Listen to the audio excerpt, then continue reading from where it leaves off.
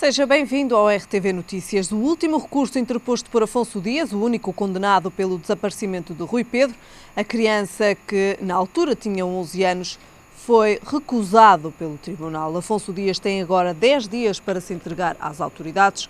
Foi condenado a uma pena de prisão efetiva de 3 anos pelo crime de rapto. O camionista fora absolvido no primeiro julgamento pelo Tribunal de Lousada, mas depois condenado pela Relação do Porto e pelo Supremo Tribunal de Justiça. Esta decisão de Conferência dos Juízes do Tribunal Constitucional é o fim da linha para este processo. A decisão chega a menos de 2 meses depois de o Tribunal Constitucional ter recusado a admissão do recurso de Afonso Dias em novembro de 2014. Chega assim ao fim o longo e doloroso processo do rapto de Rui Pedro. A Livraria Lelo tem este ano de 2015 mais um prémio. Para nos falar sobre isso tenho comigo Jorge Nunes, representante da Livraria Lelo, que hoje nos faz companhia. Mais um prémio logo a começar o ano de 2015. Exatamente, é mais um para juntar aos muitos que já recebemos ao longo dos últimos anos. Desde 2008, todos os anos tem vindo mais do que um prémio. Isso, sem dúvida, é um orgulho para nós, que ao longo destes anos todos temos vindo a levar bem alto o nome da livraria. É preciso, de facto, uma estante bem grande para todos estes prémios. Sim, alguns são apenas e só no papel, mas sem dúvida que é um orgulho. Em 2008, quando começou, recebemos o Prémio Mercúrio, como uma das lojas tradicionais mais reconhecidas a nível nacional. Depois tivemos o terceiro lugar como a livraria mais bonita do mundo pelo The Guardian.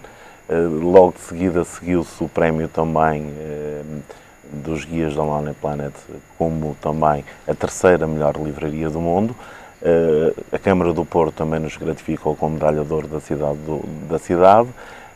Tivemos Livreiro Esperança na época passada, no ano passado, como com o Sr. Antero Braga, o nosso diretor-geral, o Livreiro Esperança, o Livreiro do Ano. Também prémio TripAdvisor da CNN, a livraria mais cool. Agora a Times também como a livraria mais cool. Sem dúvida, é um orgulho enorme para nós, todos os funcionários e também para a própria administração da livraria. Jorge, quem vai pela primeira vez à Livraria Lelo, quem passa por aquela porta e de facto entra nessa livraria, o que é que mais admira? O que é que lhe dizem os turistas? Obviamente a arquitetura é fantástica da livraria mesmo. Eu que já lá estou há 18 anos, todos os dias é sempre algo novo ao entrar lá, mas sem dúvida que também é pela variedade dos produtos que temos. Porque para além de termos os livros de ocasião, os livros portugueses, temos também livros em vários idiomas. Procuramos ser sempre diferentes, ter livros e estar atentos às modas, também se poderá assim dizer, e termos livros de todos os géneros, por exemplo, sobre saca-rolhas, sobre charutos, sobre isqueiros, sobre vários utensílios. Várias temáticas também. Exatamente, várias temáticas também, moda, por aí fora. Tentar sempre ter algumas coisas diferentes e marcar essa diferença no ramo livreiro, tanto a nível de produtos como também de atendimento. A partir do momento em que começaram a surgir os prémios, começaram a ser mais visitados, começaram a ser mais procurados também? É sim, isto tem sido um trabalho de há 20 anos para cá, da Prólogo, um trabalho do nosso diretor-geral, de todos os funcionários que lá trabalharam, de todos os que lá trabalham. Tem sido um trabalho diário e acho que primamos portanto, sermos diferentes, tentarmos ser simpáticos. Uma das coisas que por vezes nos acusam é da antipatia por causa das fotografias, que é proibido tirar no horário de atendimento ao público, mas é possível tirar das 9 às 10 da manhã. As pessoas vão percebendo isso e tentamos ser diferentes. E, obviamente, o turismo no norte de Portugal tem crescido e isso também traz muitos turistas ao Porto e é uma das passagens obrigatórias, sem dúvida, a passagem pela livraria. Quem visita também compra? Sim, não nos podemos queixar, felizmente.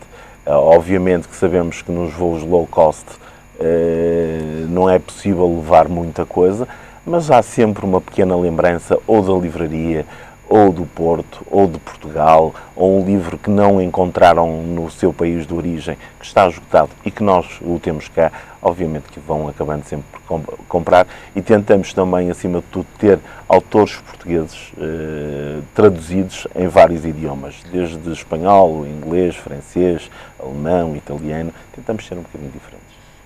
Este texto da revista Times começa precisamente por dizer que a livraria Lelo terá inspirado a autora de Harry Potter. Sim, até dizem mesmo os próprios historiadores que a livraria, que foi filmado parte do filme na livraria. Como é sabido, a escritora viveu durante algum tempo em Portugal.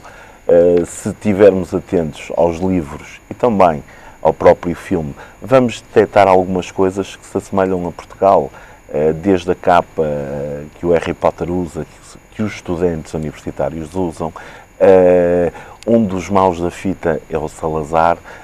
Portanto, tudo isto há muitas semelhanças com Portugal, e ela já o disse também, que gostava de visitar novamente Portugal e visitar os sítios onde ela se inspirou. E toda a gente acha que a livraria Lelo foi, sem dúvida, uma fonte de inspiração para a autora. É de facto uma musa inspiradora a livraria Lelo?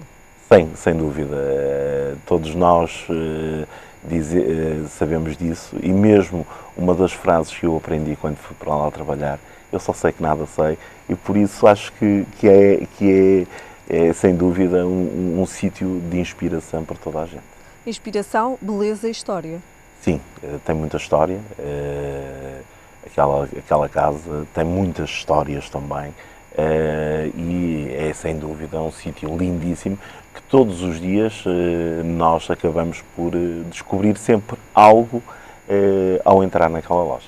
E pessoas mais conhecidas também já passaram pela livraria Lelo? Sim, há várias. Tudo um pouco, de anónimos a conhecidos. A conhecidos. Isso, todos os dias entram lá pessoas que um dos clientes habituais da livraria, por exemplo, é o Pedro Abrunhosa, que vai com muita frequência à livraria. Autores brasileiros, atores portugueses, políticos, de todos os ramos, aparece sempre lá personalidades bastante conhecidas. Os desejos para este 2015 da livraria Lelo? Que continue, sem dúvida, a levar a cultura de Portugal e do Porto, principalmente, o mais longe possível, e continuar, obviamente, esta senda de triunfo, porque, sem dúvida, o mercado livreiro não é um mercado fácil, e com toda aquela beleza e com todo o empenho de todos os funcionários e também da administração, obviamente que iremos continuar a receber mais alguns prémios. E também o facto de cada vez mais a Baixa do Porto estar a ser dinamizada, também sentem isso? Sim, sem dúvida. Vocês que estão também ali no centro do Porto. No centro do Porto. Obviamente que toda esta dinâmica que foi criada dentro da cidade, isso é ótimo para o turismo, para a cultura, para tudo. E obviamente que todas estas pessoas que nos visitam ficam muito agradadas e ficam sempre com vontade de cá voltar. Portanto, isso é ótimo, tanto para a cidade como também para a própria livraria. Muito obrigada, Jorge Nunes, por esta presença no RTV Notícias, e é precisamente agora isso que lhe vamos dizer. A livraria Lelo está no topo das mais estilosas do mundo. A lista inclui outras livrarias clássicas. A livraria Lelo volta assim a figurar numa lista de melhores lojas dedicadas a livros a nível internacional. Diz-se que J.K. Rowling se inspirou na livraria Lelo enquanto escrevia Harry Potter em Portugal. Não é preciso muito tempo para se perceber todo o potencial da Lelo como musa inspiradora. Assim começa o artigo em que a revista Time partilha com o mundo as 15 livrarias mais cool do globo terrestre, com a portuense Lelo e Irmão no topo. Fundada em 1906, com a explosão de turistas que tem chegado ao Porto, é frequente encontrar filas para entrar na livraria de aspecto neogótico, mas a espera compensa. Uma claraboia com um vitral põe no centro das atenções a escadaria da livraria, de um vermelho intenso, espetacular, o suficiente para o forçar a uma paragem. Pode ler-se no artigo. Se por cada distinção a Lelo ganhasse um galardão, seria precisa uma vitrina espaçosa. Em 2010, a livraria portuense foi eleita pelo guia Lonely Planet como a terceira mais bonita do mundo. 2 anos antes, o britânico Guardian tinha dado a mesma honra à livraria portuguesa. Mais recentemente, a secção de viagens da CNN também elegeu as livrarias mais cool do mundo e não esqueceu a Lelo, mas descreveu-a como a mais bela livraria do mundo. Mais um prémio então para a livraria Lelo, logo no início de 2015. Agora tempo para o desporto. Gil Nunes faz-nos então companhia. Gil, boa tarde, obrigado pela tua presença. Começamos com a bola de ouro de Cristiano Ronaldo. Exato, foi mais um troféu. Foi o tema da semana e com toda a justiça e com todo o mérito. De facto, Cristiano Ronaldo era o vencedor mais do que esperado. Apesar do Mundial não ter corrido da melhor maneira, a campanha da seleção portuguesa não foi a mais bem sucedida, mas tendo em conta o que ele fez durante a época, com a conquista da Liga dos Campeões e mesmo com a performance que teve na Liga Espanhola, é um prémio mais do que justo, até porque não havia concorrência. O ano do Messi foi um pouco instável e o Neuer, apesar de todas as qualidades que apresenta, mesmo ao nível do seu próprio país, da Alemanha, o jogador do ano foi o Toni Kroos. Portanto, acho que não fazia qualquer sentido que não fosse o Ronaldo o vencedor completamente incontestável deste ano. No discurso, Ronaldo disse então que queria chegar até às 4 bolas, como o Messi, ou seja, um discurso de ambição. É um desejo possível. Todas as bolas de ouro que o Messi conquistou, há uma que me pareceu um pouco injusta naqueles anos da hegemonia do Barcelona, em que ele estava inclusivamente comparado com o Iniesta e com o Xavi, que na altura penso que tiveram mais preponderância. Foram os anos da conquista do título mundial por parte de Espanha.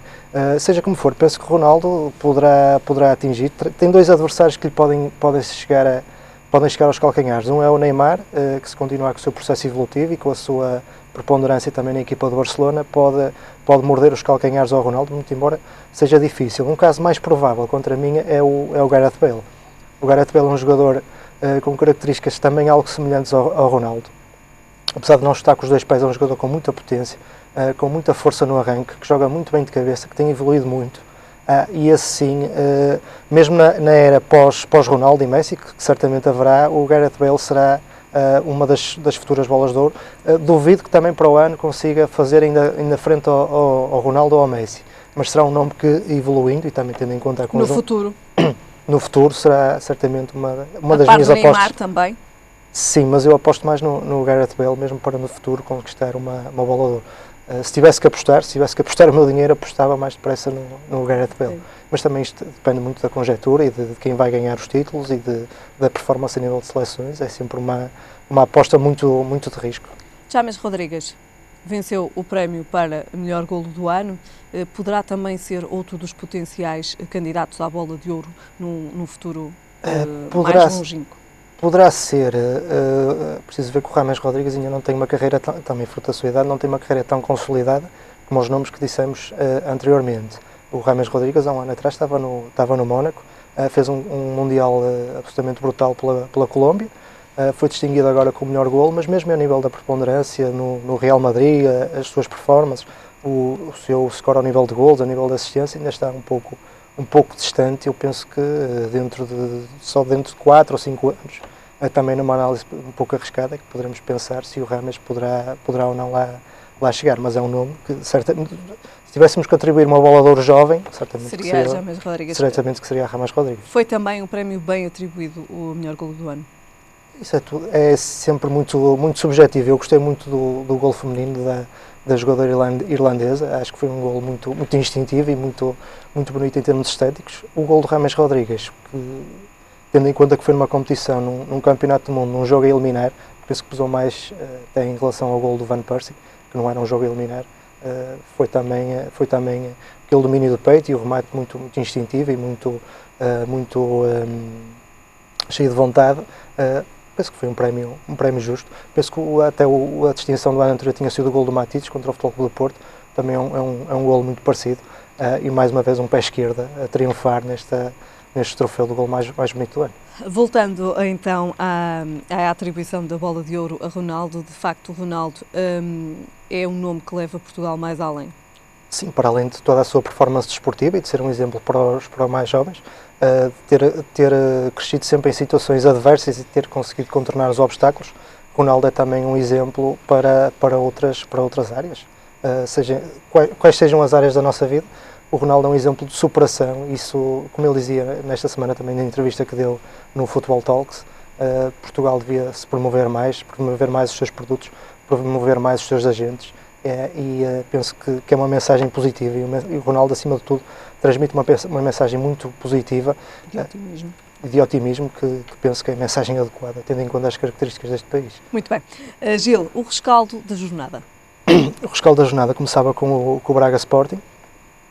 O jogo decidido por um detalhe, mas um detalhe muito bem lançado. Eu vi os jogos do Tanaka na pré-época. De facto era um jogador que me parecia acima da média, que eu estranho um pouco não estar a ser mais utilizado. Também a concorrência na posição em específica é de peso, dado em conta o Slimani e o Monteiro, que são duas das individualidades mais fortes do Sporting, e tendo em conta também muitas vezes a necessidade de Marco Silva articular o Slimani e o Monteiro na mesma equipa. Foi um gol de livre direto, voltou a decidir mais uma vez também na Taça da Liga. O Tanaka parece-me um jogador com muita qualidade para jogar ao nível do toque rápido, da tabelinha rápida. E já não é de agora o seu historial ao nível da marcação de bolas paradas. Foi um golo de um especialista, não foi um golo fortuito. Não foi aquele pontapé violento que tem um ressalto ou que bateu neste ou naquele. Foi um golo plenamente fortuito, foi um golo colocado na gaveta, ele sabia o que estava a fazer. E agora, tendo em conta também esse estímulo que ganhou o Tanaka, tendo em conta também a nossa análise ainda é um pouco crua, porque ele não tem os minutos suficientes para termos uma análise mais sólida. Mas o Tanaka ganhou certamente um estímulo para ser utilizado com maior frequência nos futuros jogos do Sporting. O Futebol Clube do Porto cumpriu a sua obrigação ao ganhar o Belenenses, não foi um jogo muito complicado. Voltei a ver alguns sinais de melhoria quanto a mim a nível do jogo interior. O Oliver tem estado muito bem, tem sido o elemento que melhor tem percebido os tempos do jogo e a forma de contornar o adversário. O Porto, mais uma vez, marcou muitos golos, marcou 3 golos, nas últimas 8 jornadas marcou 8 golos, e o Porto é isso mesmo, é uma equipa com grande preponderância ofensiva e que, se assumir como tal, mesmo sofrendo 1 ou 2 golos, poderá sempre dar a volta, porque tem a equipa mais talentosa e com melhores jogadores ao nível do campeonato português. Benfica. O Benfica deu uma lição de pragmatismo e assumiu-se como real candidato. Era um jogo em que tu disseste que tinhas mais expectativas para ver. E fiquei completamente... O Benfica é uma equipa pragmática, é uma equipa... O Jorge Jesus dizia que observava muitas outras modalidades para aprender. Nota-se muito a organização do Benfica ao nível quando perde a bola. Os jogadores têm uma grande preocupação em preencher os seus lugares e darem muito pouco espaço ao adversário. É um Benfica com uma visão talvez um pouco italiana daquilo que se pretende do jogo. O Benfica talvez não, em termos estéticos, o seu futebol não seja tão bonito como o futebol do Futebol Clube do Porto, por exemplo, mas é de um pragmatismo assinalável. Gostei muito, mais uma vez, o Jonas, tínhamos falado do Jonas, mais uma vez a marcar um golo num lance de bola parada. O Benfica também explora muito bem essas situações de bola parada. Relembro, por exemplo, que fez na Liga dos Campeões num jogo contra o Mónaco, um jogo que não merecia ter ganho, mas através de uma bola parada conseguiu adquirir essa superioridade. O Olajuwon fez um grande jogo. A sua combinação com o Talisca está um pouco naquela base de 2 a suprir a falta do Enzo Pérez. Apesar disso, continua a ser uma lacuna do Benfica. O Gaetano, jogando em zonas mais recuadas, os seus lançamentos longos também têm provocado muitas dificuldades. E o Benfica é isto, é pragmatismo. Tem sido muito pragmático, está 6 pontos à frente. Não é um líder avassalador, não é um líder que seja demolidor, mas é um líder eficiente. E o Porto não pode perder mais pontos. O Porto não pode perder mais pontos. Tendo em conta este pragmatismo que o Benfica tem demonstrado e muito essa caça ao ponto e essa necessidade de ter pontos acima de tudo, o Futebol do Porto não pode deslizar mais, porque caso contrário entra numa situação, agora a situação diria que está controlável a passar para o preocupante, mas se o Porto perder mais pontos passará do preocupante para o alarmante. Agora a antevisão desta jornada, Gil. Portanto, temos o Sporting com o Rio Ave. O Rio Ave é uma das equipas que está em sexto lugar, uma das equipas que melhor joga em Portugal. Tem um meio-campo, já disse, muito bem recheado. Diego Lopes, Pedro Moreira, essas pequenas sociedades que se criam também ao nível da frente de ataque, com jogadores muito rápidos. O Del Valle tem sobressaído nos últimos jogos. O Bressan tem desaparecido. Penso que era um jogador com potencial para evoluir mais, até ao nível da cobrança de bolas paradas. O próprio Assan tem reaparecido em certos momentos do jogo para finalizar. O Sporting, seja como for, tendo em conta a qualidade da sua equipa, faço uma análise também com o que fiz em relação a alguns jogos que o Sporting realizou frente a equipas de menor gabarito. Se o Sporting não deixar o adversário colocar-se em vantagem, e tendo em conta a qualidade do Rio Ave, o Sporting será vencedor com tranquilidade. O Marítimo com o Benfica será um segundo grande teste para o Benfica. Eu estava mais duvidoso a semana passada com o jogo com o Guimarães e agora estou menos duvidoso. Acho que o Benfica será mais uma vez uma equipa pragmática e o Marítimo tem apresentado alguma instabilidade. O Marítimo começou muito bem a época com uma linha de médios defensivos que eu gostava muito, que era o Danilo Pereira e o Fran Sérgio, que o Fran Sérgio acelerava um pouco o jogo que o Danilo continha. Depois o Fran Sérgio, num ou noutro jogo, foi desaparecendo a sua influência. Vive um pouco dos fogachos do Mazu e do Bruno Galo, mas é uma equipa que jogando no Caldeirão dos Barreiros tem sempre algum estímulo, mas eu penso que o Benfica não irá facilitar, mesmo ao nível, o Marítimo, pelo que eu reparo, também é uma equipa que concede muitas situações de bola parada ao adversário, e o Benfica nisso é muito astuto, e como tal eu não prevejo que o Marítimo possa causar grandes moças, apesar de ser sempre uma interrogação. Portanto, de qualquer das formas, o Benfica parte como favorito neste jogo frente ao Marítimo. Sim, parte como favorito. O Porto vai a Penafiel, um campo... eu diria que o Porto é favorito. O Penafiel está em penúltimo da tabela, tem tido um renascimento agora com o Rui Quinta, tem tentado ter alguns processos de jogo, um jogo mais pausado, mais cerebral, falo, por exemplo, do Guedes, da linha avançada, um jogador que chama a atenção, mas penso que em condições normais não terá condições para fazer face aos argumentos que o Futebol do Porto evidencia. Gostei muito da forma como o Porto desmantelou, por exemplo, há 2 jornadas, a equipa do Gil Vicente, e penso que o processo será em tudo idêntico, uma espécie de uma desmantelação do adversário, progressiva, e a partir do momento em que o Futebol do Porto faturar, será uma vitória natural, aposto. Dos 3 grandes é o jogo que eu aposto, uma vitória mais natural. É o Porto que tem então o Elton na baliza, o regresso. Regressou na Taça da Liga, um caráter simbólico. O Elton é, quanto a mim, um guarda-redes que, para além do carisma e da sua história no Futebol Clube do Porto, por exemplo, no ano em que há 2 anos, quando o Futebol do Porto foi pela última vez campeão, no empate 2-2, no empate 2-2 no Estádio da Luz, o Elton faz uma defesa absolutamente decisiva, que, quanto a mim, a par do gol do Kelvin, dá o título ao Futebol Clube do Porto. Ninguém repõe a bola como o Elton a nível dos guarda-redes do Campeonato Português. É um guarda-redes que teve algumas falhas o ano passado, sobretudo a nível de cruzamentos pelo ar. Relembro os golos do Atlético Madrid aqui no Dragão, que deram uma chapada nas aspirações do Futebol Clube do Porto na Liga dos Campeões. É um guarda-redes que, quanto a mim, poderá ser utilizado na Taça da Liga, apesar da dinâmica do Fabiano e do facto de, apesar de ter estado menos bem no jogo com o Benfica, mas o Fabiano continuará a ser o titular. Mas o Elton é sempre uma forma de reavivar também a mística do Futebol Clube do Porto, e isso também é muito importante para os lados do Dragão. Falaste precisamente na Taça da Liga. O que é que de mais importante se pode dizer destes jogos da Taça? Foram vitórias naturais, seja como for, eu destaco, mais que as vitórias que acabam por ser naturais dos 3 grandes, eu destaco o lançamento de alguns jovens.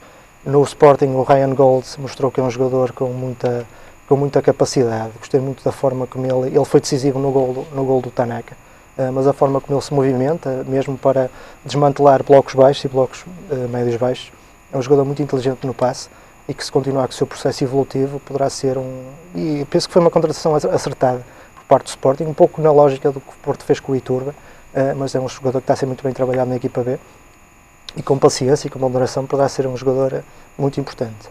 No Benfica lançaram-se o Rui Fonte, que era um jogador conhecido para quem é apreciador de futebol, já chegou a ser pré-convocado inclusivamente para a seleção portuguesa, ponta de lança com muitos atributos, é um ponta de lança que veio, pelo que li, de uma lesão e portanto não esteve ao seu melhor nível. Vamos ver até que ponto Jorge Jesus poderá ou não utilizá-lo, penso que este jogo serviu como teste. O Gonçalo Guedes é um jogador que vem evoluindo das camadas jovens. Eu, sinceramente, daquilo que acompanhei da carreira dele, é um jogador que se nos iniciados não me chamava muita atenção, foi-me chamando nos juvenis e mais ainda nos júniores. É um jogador, quanto a mim, pelo que eu observei, é um jogador com um processo bastante excepcional e que dá algumas garantias. É um jogador repentino, é um jogador explosivo e, sobretudo, é um jogador que finaliza muito bem e que poderá estar na senda daquilo que o Benfica fez com o Bernardo Silva, por exemplo, e que poderá aproveitar com grande eficiência. É importante também estes jovens nas equipas principais. Sim, a formação dos clubes é sim, importante. É muito importante. No Futebol Clube Porto chama a atenção para a utilização do Ivo Rodrigues. O Futebol Clube Porto foi uma das equipas que indiretamente mais se destacou no último europeu de sub-19.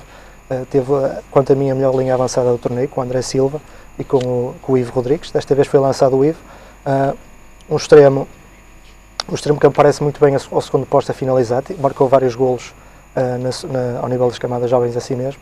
É um jogador regular, é um jogador que não é propenso que é propenso ao desequilíbrio, mas é um desequilíbrio ponderado, que sabe também fazer em tarefas defensivas e que vamos ver, é muito jovem, o Porto tem uma equipa B, vamos ver até que ponto é que ele poderá evoluir, mas tem uma grande margem de segurança que ele que irá evoluir bem, até pela forma como o Futebol do Porto prendeu com uma cláusula de rescisão bastante avultada. Muito bem. Só para darmos também por terminado este nosso comentário, temos aqui um último tema, o Ricardo Costa. Fala-se então na possibilidade do Ricardo Costa ir para o Sporting? Sim, fala-se nessa possibilidade, seria um acréscimo ao nível da experiência. O Ricardo Costa, o Sporting tem estado algo periclitante naquela zona central, como aqui já falamos várias vezes, do terreno. São jogadores com algum potencial. Eu gosto muito do Naby Sarras, que é um jogador que poderá evoluir no espaço de 2, 3 anos na equipa do Sporting, mas, por exemplo, o exemplo do Mangala, quando chegou aqui no Futebol Clube Porto, cometia vários erros, era um jogador poucas vezes utilizado, ou o Pep, e o Sporting, tendo em conta que também pretende obter resultados com rapidez, não pode arriscar, e um elemento com a estrutura e com a estaleca do Ricardo Costa seria importante, sobretudo para colocar algum gelo e para permitir a evolução mais tranquila dos restantes companheiros defensivos. Penso que é um pouco com esse espírito que o Sporting quererá contratá-lo. Portanto, uma mais-valia a verificar. Sim, também contratação. Pode jogar também noutras posições. Jogou, por exemplo, no Mundial de 2010, quando Portugal foi eliminado nos oitavos de final, jogou a lateral direito. No Futebol do Porto, nos tempos de José Mourinho, chegou a jogar também como lateral esquerdo. É um jogador que, num ou noutro caso, apesar do Sporting estar bem servido ao nível das laterais, pode servir de bombeiro, passa a expressão, e ser muito útil à equipa de Alvalade. Muito bem. Gil, muito obrigada. Obrigado, voltamos a ver-nos para a semana. Até para a semana. Então, o rescaldo e também a antevisão da jornada neste comentário habitual de sexta-feira. Ficamos agora com a previsão do estado do tempo para amanhã. Céu geralmente pouco nublado, períodos de chuva a partir do início da tarde no Minho e Douro Litoral, estendendo-se gradualmente às restantes regiões, tornando-se forte no litoral das regiões norte e centro. Para o final do dia, quanto a temperaturas, o Porto espera uma mínima de 3 graus e uma máxima de 10. Em Lisboa, a mínima será de 6 graus e a máxima de 12. E em Faro, a mínima será de 5 graus e a máxima de 13. É tudo por agora. A informação está de regresso mais logo. Até lá, fique bem.